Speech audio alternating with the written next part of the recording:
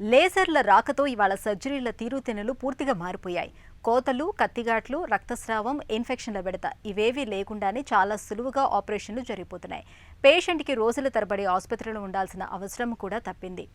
Laser మూలంగా అత్యంత ఖచ్చితత్వంతో కావాల్సిన మేరకే కణజాలాన్ని తొలగించగలుగుతున్నాం. దీంతో సర్జరీల సక్సెస్ రేటు కూడా బాగా పెరిగింది. తాజాగా ఇప్పుడు దంత సమస్యల్లోనూ లేజర్లను విరివిగా వాడుతున్నారు. దంతాలు, చిగుళ్ల సమస్యల్ని సరిచేయడంలో లేజర్ చికిత్సలు ఎలా ఉపయోగపడుతున్నాయో డాక్టర్ని అడిగి ఇప్పుడు తెలుసుకుందాం.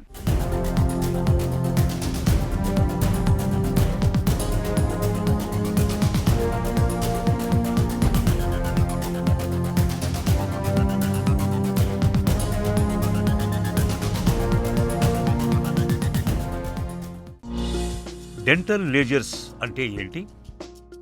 లేజర్స్ అంటే light amplification by stimulated emission of radiation.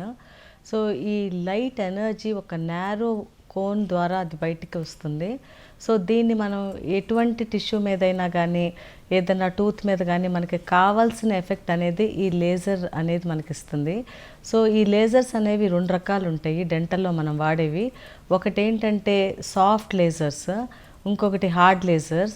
So soft lasers అంటే మనం గమ్ మీద, పెరిడాంటల్ టిష్యూ మీద, లేకపోతే నోట్లో టంగ్, ఓరల్ మ్యూకోజా మీద మనం వాడుతూ ఉంటాము.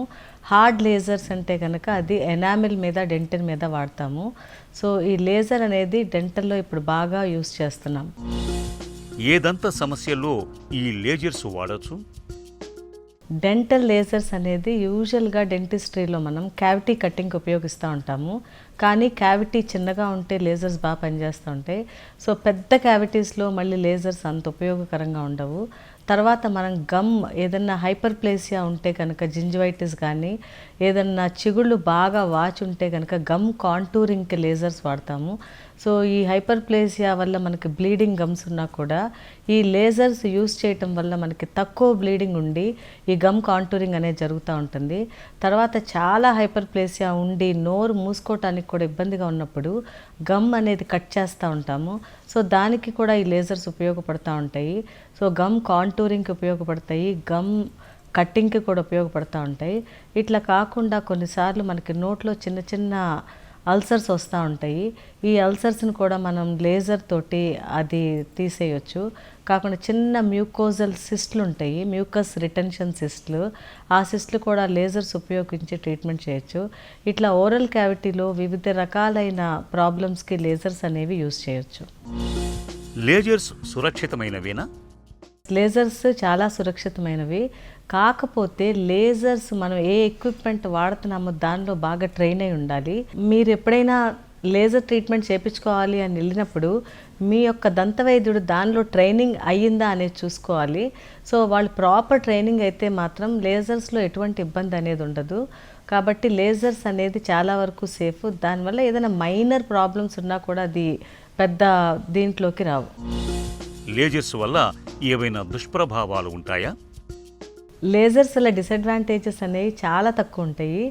ఫర్ ఎగ్జాంపుల్ మనం నోట్లో కనుక లేజర్ ట్రీట్మెంట్ చేస్తున్నప్పుడు మనం పేషెంట్ ఫేస్ అంతా కవర్ చేసి హెయిర్ కూడా కవర్ చేయాలి. లేదంటే కొంచెం హెయిర్ లాస్ అనేది కనపడుతూ ఉంటుంది.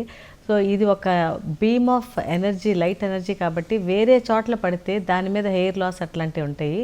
కాబట్టి అవన్నీ ప్రొటెక్ట్ చేసుకుని మనం ఎక్కడైతే దాని ప్రభావం కావాలో దాని మీదే ఫోకస్ చేస్తే కనుక ఎటువంటి ఇబ్బంది ఉండదు.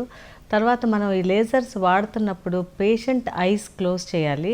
సో ఈ ఐస్ మీద ఎటువంటి ఇబ్బంది లేకుండా ఉంటే కనుక ఈ లేజర్ యొక్క డిసడ్వాంటేజెస్ ఏముండవు. లేజర్ చికిత్సకు ప్రత్యేకంగా సిద్ధం కావాలా? తర్వాత ఈ లేజర్స్ వల్ల కొన్ని ప్రాబ్లమ్స్ ఉంటాయి. అది ఎట్లా అంటే మనం ఈ లేజర్స్ వాడినాక మనం ఏ టిష్యూ మీద వాడుతున్నామో దాని పక్కన కూడా ఈ లేజర్ ఎఫెక్ట్ అనేది ఉంటుంది. సో కొన్నిసార్లు హీలింగ్ అనేది కొంతవరకు డిలే అవ్వచ్చు.